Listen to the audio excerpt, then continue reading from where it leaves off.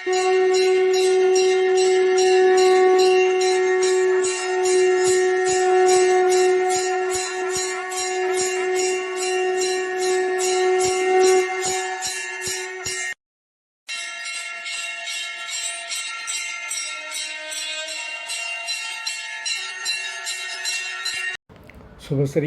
விஸ்வாச வருடம் சித்திரை மாதம் 13ஆம் தேதி 26/4/2025 சனிக்கிழமை மாலை 4:28 மணிக்கு புரட்டாதி நட்சத்திரம் 3ஆம் பாதத்தில் கும்பராசிக்கு ராகுவும், உத்தர நட்சத்திரம் 1ஆம் பாதத்தில் சிம்மராசிக்கு கேதுவும் பயிற்சியாகிறார்கள். இது வாக்கிய பஞ்சாங்கப்படி நடக்கக்கூடிய ராகு கேது பயிற்சி. திருக்கணித பஞ்சாங்கப்படி சுபஸ்ரீ விஸ்வாச வருடம் வைகாசி மாதம் 4ஆம் தேதி, அதாவது மே 18ஆம் தேதி 18/5/2025 ஞாயிற்றுக்கிழமை இரவு 7:30 மணிக்கு சூரிய உதயாதி நாளிகை 34:38க்கு திருக்கணிதப்படி ராகு பகவான் மீனராசியிலிருந்து கும்பராசிக்கும், கேது பகவான் கன்னிராசியிலிருந்து சிம்மராசிக்கும் சஞ்சாரம் செய்கிறார்கள். இதில் ஒரு மாத டிஃப்ரென்ஸே இருக்கிறதுனால திருக்கணிதமாக வாக்கிய பஞ்சாங்கமாங்கிற பிரச்சனையை பேசி முடிக்கிறதுக்குள்ளே எல்லாமே ஆக்டிவ் ஆகிடும். அதனால் அந்த காரணம் நமக்கு இப்போதைக்கு வேண்டாம். ராகுவும் கேதுவும் மற்ற கிரகங்களைப் போல முன்னோக்கி செல்வதில்லை, பின்னோக்கி செல்கின்றன. ஆனால் இந்த கிரகங்கள் தான் வாழ்வில் நாம் முன்னோக்கி செல்ல வழிகாட்டுகின்றன என்பதை அனுபவத்தில் உணரலாம். ராகு கேது மட்டுமல்ல, சனி போன்ற பாவ கிரகங்கள் நமக்கு கஷ்டத்தை கொடுத்தால் அந்த கஷ்டத்தை கொடுக்கும் பொழுது நாம் செய்ய வேண்டிய செயல்கள், பழக வேண்டிய ஆட்கள், ஆராதிக்க வேண்டிய ஆட்கள் என நல்லவர்களை அடையாளம் காட்டிவிட்டு செல்லும். அதனால் ராகுக்கு இது கஷ்டம் கொடுக்கறதே என்று கவலைப்படாதீர்கள். அது போகும் பொழுது உங்களுக்கு ஒரு நல்ல ஒரு பாடத்தை தந்துவிட்டு போகும். அது பின்னால் வரக்கூடிய அடுத்த 18 வருஷத்திற்கு அது உங்களுக்கு நன்றாக வேலை செய்யும். ஆகவே ராகு இது பயிற்சியால் 12 ராசிகளுக்கு எந்த விதமான சுப பலன்கள், அசுப பலன்கள் நடக்கப் போகின்றது என்பதை ஒவ்வொரு ராசிக்காக தனித்தனி பதிவாக பார்க்க போகிறோம். சுபத்தன்மை இருந்தால் மகிழ்ச்சி அடையுங்கள், அசுபத்தன்மை இருந்தால் கவலை கொள்ளாதீர்கள். பரிகாரம் செய்து அதை பக்குவமாக சமாளித்துக் கொள்ளலாம். மிதுனராசி அன்பர்களே, இதுவரை உங்கள் ராசிக்கு 10ஆம் இடத்தில் சஞ்சரித்து வந்த ராகு பகவான் மே 18/2025 அன்று 9ஆம் இடத்திற்கு வரப்போகிறார். அதே நேரத்தில் கேது பகவான் உங்கள் ராசிக்கு வெற்றிகள் ஸ்தானமான 3ஆம் இடத்திற்கு வருகிறார். பாகிஸ்தானத்திற்கு ஒரு ராகுவால் பலவித வழிகளிலும் உங்களுக்கு நன்மைகள் வந்து சேரும். இந்த நேரத்தில் ராகு பகவான் உங்களுக்கு சகல செல்வங்களையும் ஐஸ்வர்யங்களையும் உங்களுக்கு பாக்கியங்களையும் தருவார். 3ஆம் இடத்தில் சஞ்சரிக்கும் கேதுவால் முன்னேற்றத்தில் இருந்த முட்டுக்கடைகள் அகலும், பிள்ளைகளாலும் பிறராலும் ஏற்பட்ட பிரச்சனைகள் அகலும். இனி இதற்கான பலனை விரிவாக பார்க்கலாம். சுப பலன்கள்னு பார்த்திங்கன்னா 9ஆம் இடத்திற்கு வரக்கூடிய ராகுவால் ஒப்பற்ற நற்பலன்கள்லாம் வரப்போகுது. 1.5 ஆண்டு காலம் அவங்க சஞ்சரிக்க ராகுவால் தொழில் வளர்ச்சி திருப்தி தரும். தொழிலில் நல்ல முன்னேற்றம் காணும். வேலையில் இருக்கிறவங்களுக்கு நல்ல பொருளாதாரம், ப்ரமோஷன்லாம் வரும். நண்பர்கள் உதவிகரமாக இருப்பாங்க. அவர்களால் கொஞ்சம் பொருளாதார வளர்ச்சிகள்லாம் உண்டாகும். புனித பயணங்கள்லாம் ரொம்ப நாளாக பெண்டிங்காக இருக்கும். காசிக்கு போகணும், இல்லை கும்பகோணம் கோயிலில் போய் சுற்றி பார்த்துட்டு வரணும், முதல்ல மீனாட்சி அம்மனை பார்க்கணும், நெல்லையப்பர் காந்திமதியை பார்க்கணும், ஏதாவது மனதில் ஒரு புனித பயணங்கள்லாம் திட்டமிட்டு இருந்தீங்கன்னா அதெல்லாம் செஞ்சுட்டு வருவீங்க. உங்களுக்கு சுற்றி இருக்கிறவங்க, படித்தவங்க, மேலதிகாரிங்க எல்லோரும் உங்களை பாராட்டு விதமாக நடந்துக்குவீங்க. அந்த அளவுக்கு நீங்கள் காரியங்கள்லாம் எல்லோரும் பாராட்டுற விதமாக செய்கிறதுனால தான் உங்களை பாராட்டுறாங்க. அதனால் நல்லாயிருக்கும். உத்தியோகத்தில் இருக்கிறவங்களுக்கெல்லாம் சம்பள உயர்வோடு ப்ரொமோஷன் கிடைக்கும். அந்த ப்ரொமோஷனால் சில பேர் தற்காலிகமாக குடும்பத்தை விட்டு அயலூரில் அல்லது வெளியூரில் போய் வேலை செய்கிற வாய்ப்புகள் வரும்.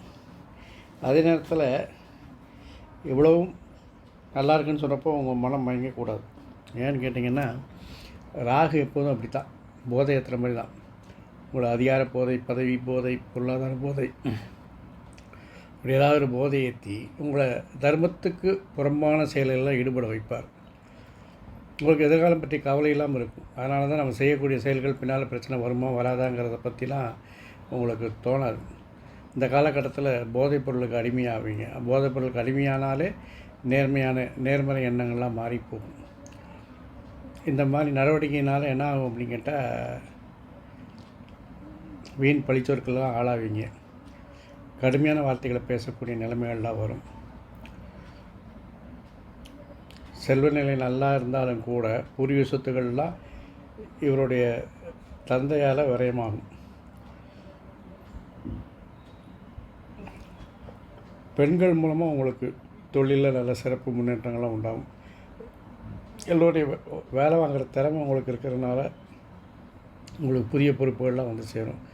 பிரயாணங்களில் விருப்பம் இருக்கிறதுனால ஏற்கனவே சொன்ன மாதிரி புனித யாத்திரைகள் அல்லது தொழில் சார்ந்த யாத்திரைகள்லாம் நல்லா இருக்கும். புதிதாக திருமணமாகி புத்திர பாக்கியத்திற்காக இயங்கி கொண்டு இருப்பவர்களுக்கு அது கொஞ்சம் சிறிது தாமதப்படும். கொஞ்சம் மருத்துவத்தை மட்டும் பார்த்துட்ருங்க, அதெல்லாம் கூடிய சீக்கிரத்தில் உங்களுக்கு எல்லாம் சரியாகும். அதே நேரத்தில் உங்களோட கொஞ்சம் தரம் குறைந்த அல்லது தகுதி குறைந்த பெண்களோட கண்ணியமாக பழகுவது நல்லது.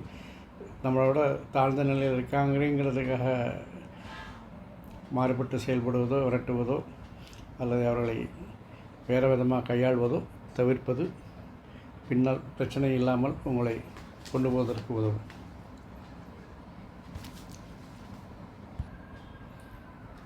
மே 18 தேதி முதல் நவம்பர் 23 வரை குருசாரத்தில், அதாவது புரட்டாதி நட்சத்திரத்தில் ராகு பகவான் சஞ்சரிக்க காலத்தில் கல்யாணம் ஆதரவுகளுக்கு கல்யாண வாய்ப்புகள் கைகூடி வரும். சில பேருக்கு கடல் தாண்டி வெளியூரில் போய் வெளிநாட்டில் பணிபுரியக்கூடிய வாய்ப்புகள் இருக்கும். புதிய முயற்சிகளில் வெற்றி கிடைக்கும். புனித பயணங்கள்லாம் அதிகமாக செய்வீங்க. இறைவழி சம்பந்தமான பயணங்கள், பக்தி வழிபாடு சம்பந்தமான பயணங்கள்லாம் உங்களுக்கு அதிகமாக இருக்கும். துணிவும் தன்னம்பிக்கையும் அதிகரிக்கும். அதனால் எந்த காரியத்தை தைரியமாக செஞ்சு வெற்றி பார்ப்பீங்க. சொத்துக்கள் வாங்குறது விற்கிறதுல கொஞ்சம் கைவந்த கலையாக இருக்கிறதுனால அதை ஈஸியாக பண்ணிகிட்ருப்பீங்க. உத்தியோகத்தில் இருக்கிறவங்க கட்டாயம் இந்த காலகட்டத்தில் இடமாற்றம் உண்டாகும். அது ப்ரமோஷனோட கூடிய இடமாற்றம் கூட ஆகலாம். அதனால் இடமாற்றம் இருந்தால் அதை விரும்பி ஏற்றுக்கொள்ளுங்கள், தகராறு பண்ணாதீங்க. அதுக்கப்புறம் பார்த்திங்கன்னா நவம்பர் 23 முதல் ஆகஸ்ட் 2, 2026 வரை சுயசாரத்தில், அதாவது சதயத்தில் ராகு சஞ்சரிக்க போகிறார். அந்த சமயத்தில் உங்களுக்கு என்னென்னா ஒரு இனம் புரியாத கவலைகள், பயங்கள்லாம் உண்டாகும். எதிர்மறை சிந்தனைகள்லாம் அதிகரிக்கும். எந்த காரியத்திலையும் முடிவெடுத்த பிறகு பின்வாங்கிடுவீங்க. அவங்க கொடுத்த வாக்குறுதிகளை காப்பாற்ற போராடுவீங்க. உங்களுக்கு தன்னம்பிக்கை இல்லாதனால எடுத்த காரியங்களை அடிக்கடி மாற்றங்கள் செஞ்சுக்கிட்டே இருப்பீங்க. தைரியமும் தன்னம்பிக்கையும் குறையும். வீடு மாற்றம், ஊர் மாற்றம்லாம் உங்கள் விருப்பம் போல் அமையாது. நீங்கள் மற்றவங்களுக்காக ஜாமீன் போட்டு வாங்கி கொடுத்த தொகையால் பிரச்சனைகள் அதிகரிக்கும். உத்தியோகத்தில் வரக்கூடிய மாறுதல் ரொம்ப தூரமாக, அதாவது ரொம்ப ஃபாராகவே ட்ரான்ஸ்ஃபராக இருக்கும். ஸ்டேட் விட்டு ஸ்டேட்டு, இல்லாட்டி கன்னியாகுமரியில் இருக்கிறீங்கன்னா டெல்லிக்கு மாற்றுறது, அதை மாதிரி ஒரு நீண்ட தூரத்திற்கான மாறுதல் வந்து உங்களை திடீர்னு வந்துட்டு உங்களை மனப்பதற்றத்தை உருவாக்க வைக்கும். அதே ஆகஸ்ட் 2, 2026 முதல் டிசம்பர் 5, 2026 வரைக்கும் செவ்வாய் சாரத்தில், அதாவது அவிட்ட நட்சத்திரத்தில் ராகு சஞ்சரிக்கும் போது இளைய சகோதரத்தோட இந்த பகைகள்ன மாதிரி அவரோட கூடி பழகுவீங்க, ஆதரவாக இருப்பீங்க. அவரோட அனுசரணை உங்களுக்கு ஆறுதலாகவும் ஆதாயமாகவும் இருக்கும். எதிர்காலத்தை வரைக்கும் இது வரைக்கும் இந்த பயம்லாம் கொஞ்சம் கொஞ்சமாக மாறும். சொத்து விற்பனையில் வர லாபத்தை கொண்டு வாங்கி கடனை அடைப்பீங்க.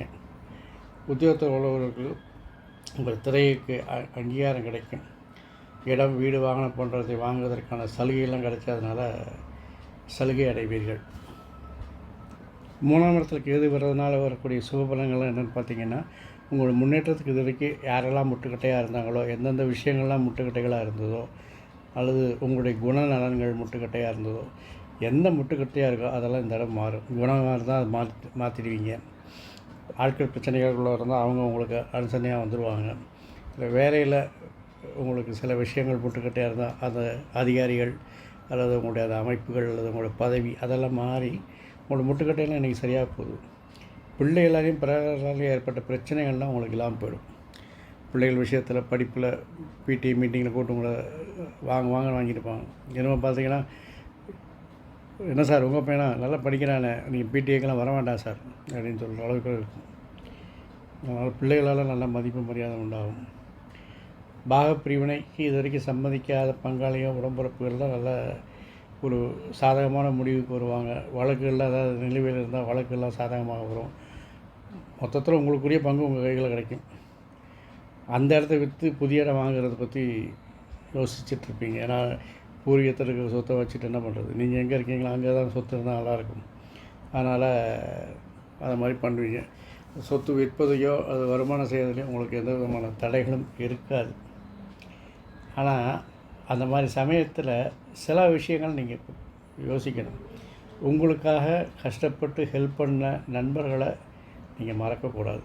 செய் நன்றி கொண்டாருக்கு ஓய்வுண்டா ஓய்வில்லை, செய் நன்றி கொண்டமாக இருக்குன்னு சொன்ன மாதிரி செய் நன்றி மறக்கக்கூடாது. யாராவது உங்களுக்கு ஹெல்ப் பண்ணாங்கன்னா அவங்களையெல்லாம் இந்த காலகட்டத்தில் மறக்கிறதுக்கான வாய்ப்புகள் இருக்குது. அதனால் அதில் இன்னொரு பிரச்சனை என்னங்கன்னா, உங்களுக்கு பண வசதி நல்ல பிரமாதமாக இருக்கும். அப்படிங்கும்போது உங்களுக்கு உதவி பண்ணாமல் கொஞ்சம் நேரம் கம்மியாகன்னு வச்சுக்கோங்க, திரும்பி பார்க்க மாட்டீங்க. அந்த கௌரவம், கர்வம் அதெல்லாம் உங்களுக்கு இருக்கும். அது இல்லாமல் இந்த காலகட்டத்தில் சாஸ்திர ஞானம் அதிகமாக இருக்கும். புதிய புதிய கலைகளெல்லாம் கற்றுக்குவீங்க. அதில் கொஞ்சம் உங்களுக்கு கர்வம்லாம் வரும். கோபம் கட்டுக்கடங்காமல் இருக்கும். இதெல்லாம் கொஞ்சம் அனுசரணையாக வச்சுட்டு எல்லாத்தையும் நல்லா பழகி உதவி செஞ்சிங்கன்னா மறக்காமல் இருந்தீங்கன்னா நல்லாயிருக்கும். குடும்பத்தில் உங்களுடைய செயல்பாடுகள் அங்கே குடும்ப அங்கத்திற்கு திருப்தியாக இருக்கும். இளைய சகோதரர்கள் இருந்தால் அவரோட கருத்து வேறுபாடுகள்லாம் ஏற்படக்கூடிய காலம். கொஞ்சம் அனுசரித்து போங்க. சின்னதாக பேசினா கூட ஒரு பிரிவுக்கு வழிவகுக்கிற மாதிரி ஆகிடும். அதனால் அதை பார்த்துக்கோங்க. உறவினர்களும் பகைமை பாராட்டுவார்கள். அதனால் உறவினர்கள்லாம் வந்தால் வீட்டுக்குள்ளே கூப்பிட்டு வரத வேலையை வச்சுக்காதீங்க. வெளியில் எங்கேயாவது வச்சு டீ டிஃபன் காஃபி ரேஞ்சில் வச்சுட்டு அனுப்பிச்சி விடுங்க. காசோடு போயிடும். ஏச்சு வாங்க வேண்டாம். உங்களுடைய எதிரிகள்லாம் அவங்களே ஒருத்தருக்கு சண்டை போட்டு பிரிஞ்சு போயிடுவாங்க. அதனால் உங்களுக்கு கண்ணு கட்டின தூரத்துக்கு எதிரிகளே இல்லைங்கிற மாதிரி ஒரு சூழ்நிலை உருவாகிடும். காதலையில் ஏதாவது பிரச்சனை வந்ததுன்னா கொஞ்சம் ஜாக்கிரதையாக இருங்க. உடனே அதை மருத்துவத்தை பார்த்து சரி பண்ணிவிடுங்க. கழுத்தில் சின்ன சின்ன வலிகள் வரலாம், அதையும் சரி பண்ணிக்கோங்க. மே 18, 2025 முதல் ஜூலை 20, 2025 வரைக்கும் கேது உத்திர நட்சத்திரமான சூரிய நட்சத்திரத்தில் சஞ்சரிக்கும் பொழுது நிம்மதி கொஞ்சம் குறையும். இது வரைக்கும் உங்களோட நல்லா பழகி பேசி சிரிச்சிட்டு இருந்தவங்க, உங்கள் மேலே அன்பாக இருந்தவங்களாம் கூட யோசித்து பேசுகிற அளவுக்கு ஆகிடும். குடும்பத்தில் அமைதி இருக்காது.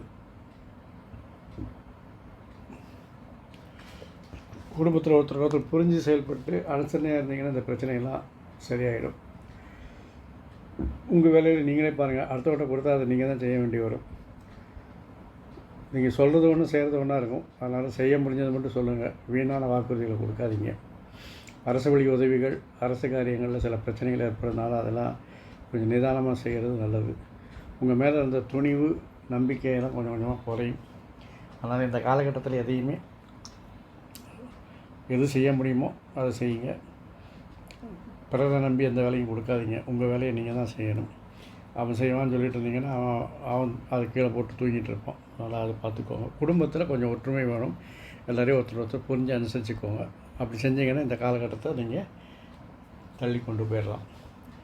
அடுத்தாக்கில் ஜூலை 20 முதல் மார்ச் 29, 2026 வரை சுக்கிர நட்சத்திரமான பூர நட்சத்திரத்தில் கேது சஞ்சரிக்க போகிறார். அப்படி சஞ்சரிக்கிற காலத்தில் பார்த்திங்கன்னா உங்களுக்கு நீண்ட தூர பயணங்கள்லாம் ஏற்படும்.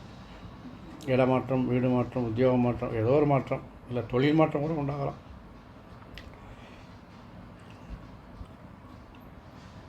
உங்களோட ஒரு புரிதல் இல்லாமல் இருந்த பங்குதாரர்கள், கூட்டாளிகள்லாம் உங்களை விட்டு பிரிஞ்சிடுவாங்க. அதனால் அதை பற்றி கவலை பண்ண மாட்டீங்க. புதிய ஆட்களை சேர்த்துட்டு அதை அப்படியே கண்டினியூ பண்ணுவீங்க. அவங்களாம் பார்த்து ஸ்டன் ஆகிடுவாங்க. என்னடா நம்ம வெளியில் வந்தால் இவன் டவுன் ஆகிடுவான்னு பார்த்தா திருப்பி அதை காட்டிலும் இன்னும் கம்பீரமாக வளர்ந்துட்டுருக்காங்க. அதுதான் உங்களுடைய பலமே. சுபச்செலவெல்லாம் அதிகரிக்கும். மாற்று மொழி பேசுபவர்கள், மாற்று இனத்தவர்கள் ஒத்துழைப்போடு உத்தியோகத்தில், தொழிலில், புதிய இடத்துல புதிய முன்னேற்றத்திற்கான வழிகளை தேடி அதில் வெற்றியும் காண்பீர்கள். 2026 மார்ச் 29 இருந்து டிசம்பர் 5, 2026 வரைக்கும் கேது சுயசாரமாக ஆகிய மக நட்சத்திர சஞ்சரிக்கிற காலத்தில் ஆன்மீக நாட்டை அதிகரிக்கும்.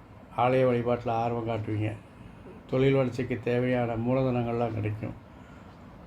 போட்டிக்கு உங்களோட சேர்ந்தவங்கெல்லாம், ஐயா நீங்கள் செய்கிறது நேர்மையான தொழிலுக்கு நான் ஈடு கொடுக்க முடியாது, நான் வெளியே போகிறேன்னு போயிடுவாங்க. பொது வாழ்க்கையில் நல்ல பொறுப்புகள்லாம் கிடைக்கும், சமூக அந்தஸ்து கிடைக்கும், சமூகத்தில் ஒரு மரியாதை புகழ் கிடைக்கும். இது வரைக்கும் உங்களை உதாசீனப்படுத்தவங்களாம் உங்களை வந்து ஐயா வணக்கம்யான்னு சொல்லிட்டு போகிற அளவுக்கு ஆகிடும். பழைய பாக்கிகள் ஏதாவது இருந்தால் அதெல்லாம் வசூலாகி மன மகிழ்ச்சியை கொடுக்கும். பிள்ளைகள் எதிர்காலத்திற்காக போடக்கூடிய திட்டங்கள்லாம் வெற்றிகரமாக இருக்கும். வியாபாரத்தில் இடையூறுகள்லாம் விலகி நல்ல ஒரு லாபத்தையும் முன்னேற்றத்தையும் காண்பீங்க. வாகனம் வாங்கக்கூடிய யோகம் உண்டு. ராகுக்கு எதிராக அசுபபலன்களை தீர்ப்பதற்கு வாழ்வியல் பரிகாரமாக ராகுக்கு கருப்பு நாய்க்கு உணவிடுங்கள். கால் சைஸுக்கு ஒரு சைஸ் கம்மியாக செருப்பு போடுங்க, நல்லாயிருக்கும்.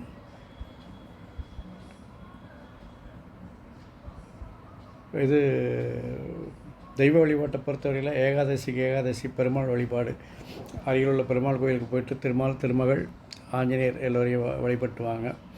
ஏன்னா இது திருமால்னு சொன்னால் ஒரு ஆள் கிடையாது. திருமால் கூட வருவார். திருமால் கூட வந்தால் ஆஞ்சநேயரும் கூட வருவார். அதனால் யாரையும் ஒருத்தரை விட்டுட்டு இன்னொரு வருஷம் கும்பிட முடியாது. அதனால் எந்த பெருமாள் கோயிலுக்கு போனாலும் இந்த 3 சன்னதி இருக்கும். அதனால் கட்டாயம் அவர்களை வழிபட்டு வாங்க, ரொம்ப சிறப்பாக இருக்கும். புதன்கிழமை தோறும் விஷ்ணு சஹஸ்ரநாமம் பாராயணம் பண்ணுங்கள். அது சொல்ல முடியாத நேரம் இல்லையா, விஷ்ணு காயத்ரியை சொல்லுங்கள். 108 தடவை விஷ்ணு காயத்ரி சொல்லிட்டு வாங்க, சிறப்பாக இருக்கும். ஆறுமுகம் அருளிடும் அனுதினமும் ஏறுமுகம் எனும் மந்திரத்தை தினமும் 6 முறை சொல்லிவிட்டு உங்களுடைய நாளையோ அல்லது புதிய காரியத்தை தொடங்குங்கள். இந்த நாள் இனிதாக அமைவதுடன் உங்கள் காரியங்கள் சித்தி வரும். மேலும் இந்த மந்திரத்தை அதிகபட்சமாக உச்சரிக்கும் பாராயணம் செய்யும் பட்சத்தில் உங்களுக்கு ஆயுள், ஆரோக்கியம், அமைதி, சந்தோஷம், ஐஸ்வர்யத்தோடு எல்லா நாட்களும் இனிதாக அமைய என் அப்பன் செந்தூர் முருகன் உங்களுக்கு அருள் புரிவாராக. வாழ்க வளமுடன், வளர்க சுகமுடன். முருகாசரணம், கந்தாசரணம். அறம் செய்வோம், கர்மத்தின் வழி உரைப்போம். எங்கும் மங்களம் உண்டாகட்டும். எங்களிடம் ஸ்ரீ விசாஜோதத்தின் சிவகுருநாதன். நன்றி, வணக்கம்.